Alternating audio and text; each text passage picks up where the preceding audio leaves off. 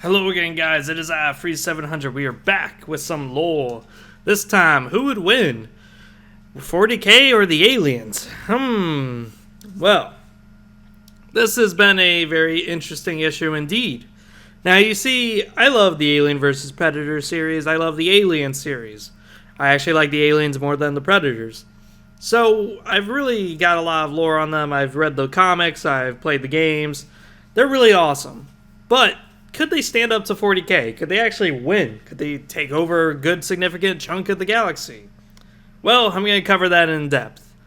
So the issue here we have is the Tyranids are nothing but an exact replica of the aliens. The only difference is the acid for blood, but they are also a lot more sophisticated. Like, their hive mind is very unique. They actually create spacecrafts. They can genetically modify themselves in any way, shape, and form, whereas the aliens don't seem to be able to do that. They can survive in certain environments, like the vacuums of space, which is cool, but they're already built that way. They can't genetically modify themselves to be better at it. They just don't seem to have those capabilities. There is some genetic variations, though, in the Alien series, where some aliens have ridges on their heads. Some aliens are just smooth domes all the way around. So there is some genetic diversity, but the issue is of course, this is not an intentional genetic diversity. This is instead just already built in them. Whereas the Tyranids could evolve. That's their whole shtick, is evolution. The aliens are regarded as the perfect organism, but as we see in the movies, they have several flaws, like weakness to fire. They can easily get their heads blown off with any type of gun. So they do have some weaknesses, and I would love to point those out now before we start going into the real nitpicky. So first, let's talk about the aliens. So let's talk about their life cycle. How do they exactly live and breathe? So first, we got their first stage, which is the ovomorph. The ovomorph is the eggs. Now, after that, we have the facehugger. This thing is rather terrifying, as it lunges out, wraps around its victim, and if you take it off, the victim dies. In Aliens, the movie, there is some talk about them successfully removing it, but then the person died directly after for some unknown cause. So I do like that they do put it in the movie, and then it's further expanded upon the lore that really once the facehugger is on you, your best bet is to surgically remove the next stage, which is the chest burster. The chest burster is basically the infant, where the xenomorph is growing inside your chest, and in a few hours is going to sprout out. And once it sprouts out, it only takes a few hours for it to mature into full-grown adulthood, which is really scary how fast that metabolism is. But for some reason, the aliens don't require nourishment or food, so they must be getting so much nourishment from their host that it's able to keep them alive forever. Also, aliens do not die of old age, which is something that's very interesting. The last stage is the xenomorph, and the xenomorph could be different types of xenomorphs depending what was impregnated. So this is also something that's very worth talking about. You see, anything that's big enough, like I would say cat size and above, can be impregnated by a facehugger. If it's the size of a fish, it's not going to be able to be implanted with an embryo. It's too small. If it's the size of a tiny bird, nope, not going to do. But if it's like a raptor or maybe a pterodon, something that's huge and can fly, oh yeah, it could definitely be infected by a facehugger, and then boom, you have flying xenomorphs. This is something that's really cool in Alien vs. Predator Extinction, the game. I love that game a lot. But you can also see this in a few comics, is that sometimes there will be xenomorph sharks. That's right. So even the water's not safe. So a facehugger could somehow wrap itself around a shark, and boom, you get xenomorph sharks. It's really awesome and really badass. Now, with this sort of unlimited potential, there is something that's really unique, is that there's the Pred Alien, which is the predator-infected xenomorph. And that thing is massive. It is huge, stronger than a predator. Only a skilled predator would fight it. And every time when a skilled predator fights it, you can see that he has to rely more on his agility rather than his strength, which is most unusual for the predators. They usually rely more on their strength. So this is something I would love to ponder is, what would happen if a xenomorph infected a Primarch? Infected a Space Marine? Funny enough is, if it infected a Space Marine or a Primarch, I think it would come out as a super buff xenomorph. Very, very big. But I think, funny enough, the Space Marine or the Primarch in question would actually survive the ordeal. Because remember, they do have multiple hearts. So if one heart goes shitty, that's okay. They still got another. And the xenomorph that comes out of their chest, they could just grab it and squish it in their hands. Well, maybe not squish it in their hands because they don't want that acid in their body. But still. That's something I would like to point out too in the lore, is that Space Marines do have 2 hearts. And you destroying one of theirs isn't going to put them down. That's going to hurt them, but it's not going to put them down. And then, of course, had the xenomorph that would come out from this would probably be fucking huge. He would probably be bigger than other xenomorphs. And this comes to our next issue. The Space Marines in question do not like Tyranids because sometimes Tyranids will get a hold of Gene Seed and will try to use that Gene Seed to become better Tyranids. They do not like that, and they will purge the fuck out of that hive. If a xenomorph impregnated a Space Marine, now it made itself a huge-ass target for the Space Marines in question. Because now Space Marines are going to dedicate their asses to killing it. So this is kind of like a, we need better xenomorphs, but if we do this, we're definitely spelling out our extinction. So now that we're talking about this, let's talk about their intelligence. Now, the xenomorphs have a really nice intelligence. They're able to learn machinery. They're able to learn the way the world works. They're able to learn really fast, which is great. The issue is that they're not exactly that smart. Now, you may think, what? That's very contradictory to what you just said, and that is absolutely right. You see, the xenomorphs are able to learn, oh, if I press this button, big, bad explosion is going to happen. Oh, if I do this, X is going to happen. They know this. They are able to learn from this. But they do not know enough about, like, let's say, being tossed out an airlock. They don't understand, per se, oh, how do I build a ship? Or how do I even guide a ship? Xenomorphs do not know how to do this. They know how to open up doors. They know how to crawl through vents. They know how to avoid detection by destroying cameras. But they do not understand things like, hey, if I spin this wheel, the car will turn. They don't get that. So this is actually a very bad thing. See, in Alien vs. Predator, the biggest issue with the xenomorphs is that they cannot spread themselves planet to planet. They actually need someone else's help. They are, by definition, a fucking parasite. They truly are.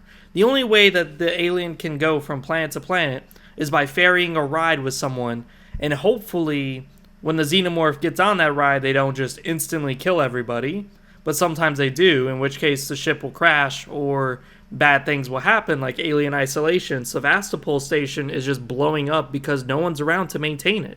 The aliens are just killing everybody, and that's not good. So you can already see the issue here is an alien may be able to board a ship and may be able to actually establish a hive there, but the issue is that the alien doesn't know how to guide the ship. In Alien Earth War, the only reason why aliens are on Earth is because a ship crashed on it. And then, boom, the aliens spread from there. So if the only mechanism for travel is by hitching a ride with other races, this does not sound good at all for the aliens at all. And this is where I would say Warhammer definitely is going to win. So now this brings up the next question. Could they survive? That is an entirely different question. And that is a question that we're going to explore right now. Now, the Imperium of Man has a lot of bombs. They love their bombs. They have a lot of exterminatus. They have a lot of different ways of cleansing different situations. Now, I have no doubt in my mind that an alien xenomorph, whether it's a queen, whether it's a drone, whatever, could probably do some damage. It could probably take over a hive city. It could probably take over a whole planet if the infection just festers. But, this is a big but. The issue here is that the xenomorphs cannot leave the planet unless they hitch a ride on a transport vessel. So what this means is that all an Inquisitor has to do is study the xenomorphs enough to realize, okay, the only way we're going to do this is if we bomb them from orbit. They're helpless in space. So let's just bomb them from orbit, be done with it. But I think that's more interesting is Not only could the xenomorphs be just bombed from orbit and then boom, their whole hive world is gone, but I think what's more interesting is that there is some capability to study these creatures, and I would love to see this more, is in Alien vs. Predator, in Alien Earth War, and any sort of media you have, you always have a scientist who is able to get some progress out of the xenomorphs, but then their progress is usually sabotaged or it just goes bad really quickly. My favorite is the K series. The K series, for those of you who do not know, was actually a different breed of xenomorph. They're yellow. And the thing about them that's so interesting is that they actually work alongside colonial marines in fighting against the other xenomorphs, the pure xenomorphs. That is something that's very interesting, and this was created by Dr. Kodinsky. Yep. So if someone with this kind of technology is able to genetically modify xenomorphs into being able to cooperate with human forces, I don't put it past a radical inquisitor to capture a few xenomorphs and then creating his own K-series where the xenomorphs would work alongside his stormtroopers. That would be very interesting indeed to watch and see it happen, because they would be very nice against Nurgle, against Slanesh, against really anything. Even orcs they would be good against. So I think that would be very interesting to see. My only issue is that when it comes to other races would probably just annihilate the xenomorph. Like the orcs, if they get impregnated by a xenomorph, you'd have a very, very strong xenomorph who can grow infinitely. That's cool, right? But the issue is that the orcs are ones who like to fight. So if they're stuck on a ship with a xenomorph, they are going to hunt that bastard down. Orcs also like using flamethrowers. So this is also an issue, is that the aliens are scared of fire. And they also have a weakness to it. So this kind of presents itself as an issue when it comes to dealing with a whole species who likes to engage in melee. They get tougher and tougher after every fight. So if you lose even one skirmish, you're fucked. But at the same time, this works in favor for the aliens as well if they have a sizable orc-xenomorph hybrid army. Where if they have enough xenomorphs survive battle after battle after battle, they could be really fucking big and they can be damn scary. But the issue is, of course, is that how long would it take before other orcs realize, hey, this is fun, and they'll snatch a queen or whatever and take it on with them during their travels and just drop it off on a planet while they're pillaging or raiding or doing whatever, and let the hive grow just so that way they can kick its ass again and capture the queen again. This was seen with the snake bites when it comes to the Tyranids. So I don't put it past the orcs to possibly lose a planet or two, but I don't put it past them to actually win at some point and then just decide to capture it and fuck around with the queen just because, hey, it's a good fight, it's fun as fuck. Now when it comes to the Eldar, they would probably just view it as another lesser species, as an abomination, really, if it ever does impregnate another Eldar. But the only issue I would see with it is that if it impregnates an Eldar, the xenomorph that would come out of it would be super fucking fast. And it could have some psychic capabilities. And I've never seen a xenomorph with psychic capabilities, so I'd be very interested to see how that would look. Also, what the fuck would it be able to do? This would be very interesting to see, but unfortunately, with the way the Eldar work, I wouldn't put it past them to just simply blip into an alien hive, shuriken fire everywhere, annihilating xenomorphs left and right, and then get to the center of it and just fucking plant a nice big bomb and then just leave. Now when it comes to Necrons, xenomorphs would be absolutely useless because Necrons cannot be impregnated. So this is already one bad matchup. And then there's the Tau. The Tau I actually think would do pretty poorly against the xenomorphs because the Tau do care about their citizens. Now the issue is that the Tau would try to probably rescue those citizens from the hives, but what they don't understand is that those citizens are already infected. So they wouldn't find this out until after a few rescue attempts where they realize, shit, this is probably useless to be doing this. And also the issue is how advanced would the infection get before the Tau realize, alright, we have to bomb this from orbit. Like, this planet is a lost cause. I don't think the Tau could ever do that. I think they're a little too soft-hearted for it. Sometimes they're able to do it, but not all the time. And this is one of those situations where I could definitely see it being a not all the time kind of scenario. Xenomorphs versus Tyranids. I could see the Tyranids kicking the Xenomorphs' ass because the Xenomorphs are not adaptable.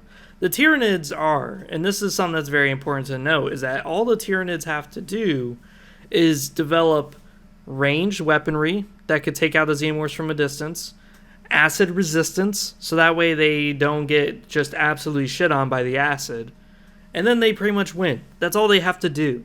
Hell, they don't even need to go for ranged weaponry. They could just go for acid resistance and just overwhelm the Xenomorphs. Because the Xenomorphs need host. The Tyranids do not. Tyranids do not need the host at all. And the issue is that if a facehugger lands on a gaunt or whatever, the issue is that the chest burster might actually die inside the Tyranid. Because the Tyranids on a molecular scale wage war. Yes, that's right. Even on a molecular scale, they do wage war. So I wouldn't put it past it where you stick something inside a Tyranid, and all that happens is the Tyranid's internal immune system turns on the chest burster and just kills it. Which may kill the Tyranid itself, but that's not a big deal for the Tyranids. That's not a big loss. They can always create more, it's not a big deal. If anything, it's a loss for the Xenomorphs, because now they lost valuable eggs, and they just can't reproduce. There's nothing they can do to get more troops. So this is something that I would say, yeah, this is going to be a landslide loss for the Xenomorphs. The last thing that we're going to really talk about is, of course, the Imperium.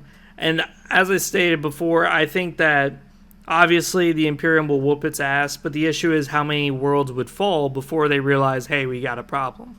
How many Xenomorph queens would snitch a ride on a rogue trader's vessel and take it over before they realize, shit, we're stuck here.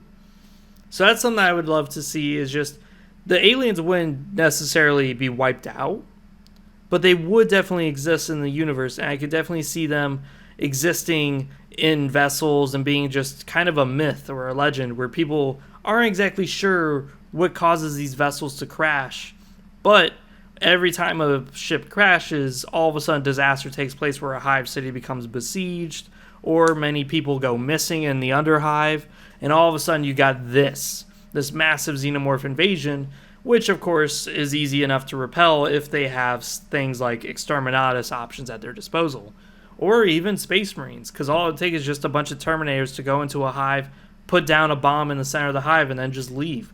Because the xenomorphs are smart, as I said, but they're not smart enough to realize, those humans just came in and they almost killed our queen. They could have killed all of us, but instead they left this giant metal thing down in the center of our hive. That was nice of them. Boom! All of them are dead. So that's something that I would definitely see as an issue with the Xenomorphs, is that they're smart, but they're not that smart. And they're not able to create spacecraft. They're supposed to rely on others to space journey them from their destinations. This is obviously a bad issue. So besides that, this has been my little take on Aliens versus Warhammer. I hope you guys enjoyed. And as always, like, comment down below. I would love to hear what you guys think, especially my Alien fans out there. And besides that, this has been Freezer 700. I am out. See you guys next time.